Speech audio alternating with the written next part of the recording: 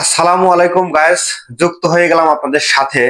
আসলে আমাদের সদ্য আমাদের রানিং যে বিপিএল চলছে, এখানে কিন্তু আমাদের ঢাকা ক্যাপিটালস এর একটা দল ছিল, যার অনার ছিল হচ্ছে আমাদের মেগা স্টার। শুধু আমাদের মেগা স্টার না, তিনি হচ্ছে পুরো ওয়ার্ল্ড এর মেগা স্টার সাকিব খান। আসলে তিনি কি বলেছেন, আসলে তাকে আমি সবসময় মানে রেসপেক্ট করি, কারণ তিনি বলেছেন কি যে সাকিব খান কখনো হারতে আসেনি। যখন সাংবাদিক প্রশ্ন করে তাকে যে আসলে আপনার বিপিএল এর সামনের পরিকল্পনা কি, বা এটাই কি আপনার শেষ বিপিএল কিনা, যেহেতু আপনারা খুব বাজে ভাবে পারফরমেন্স খুব বাজে করেছেন, তখন সাকিব খানের কি আনসার ছিল জানেন?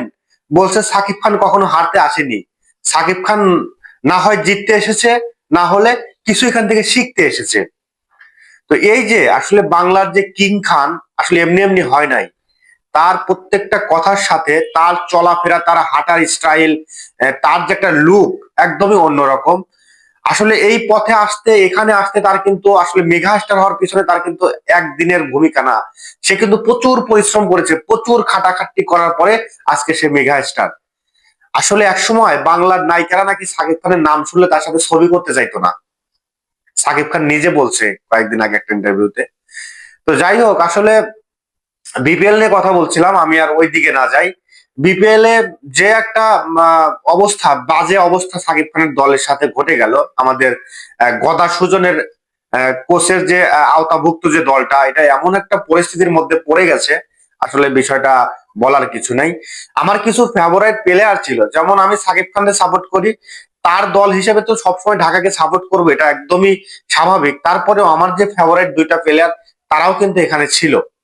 একজন হচ্ছে সাব্বির রহমান রুবন, আর একটা হচ্ছে হাবিবুর রহমান সোহান।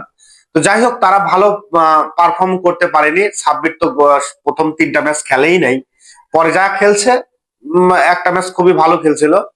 তো যাই হোক, আসলে সাকিব খানকে নিয়ে কথা বলতেছিলাম। তার আর একটা প্রতিবেদন শুনলাম, সে বলতেছে যে তার আসলে শুধুমাত্র বিপিএল নিয়ে চিন্তা ভাবনা না, সে ওয়ার্ল্ডে আরো যে ফ্র্যাঞ্চাইজি যে টিম গুলো আছে, এলপিএল, পিএসএল, তারপরে হচ্ছে আপনার ক্যারিবিয়ান প্রিমিয়ার লিগ, এই এই সব দলগুলোতেও কিন্তু সে একটা করে টিম কিনবে। তার আসলে চিন্তা ভাবনা কত বড়, একবার চিন্তা করেন। আসলে মেগা স্টারের সাপোর্ট সবসময় করি, সবসময় করে যাব, সবসময় করে যাব। মেগা স্টার বাংলাদেশে মানে খুব এখন নেই, শুধু বাংলাদেশে না, পুরো ওয়ার্ল্ডেই মেগা স্টার এখন এই সাকিব খানকেই বলা যায়। তার যে লুক, তার হাঁটা চলা, বাবা মানে অসাধারণ। দাড়ি, এখন নতুন করে দাড়ি কাটিং করেছে, দাড়িগুলো ছোট করেছে, কি স্মার্ট। তার বয়স কিন্তু 45 রানিং, অথচ তাকে দেখে মনে হয় না যে তার বয়স 45 রানিং। তাকে দেখে মনে হচ্ছে যে মাত্র 22 থেকে 25 বছরের একটা ইয়াং যুবক। ঠিক আছে,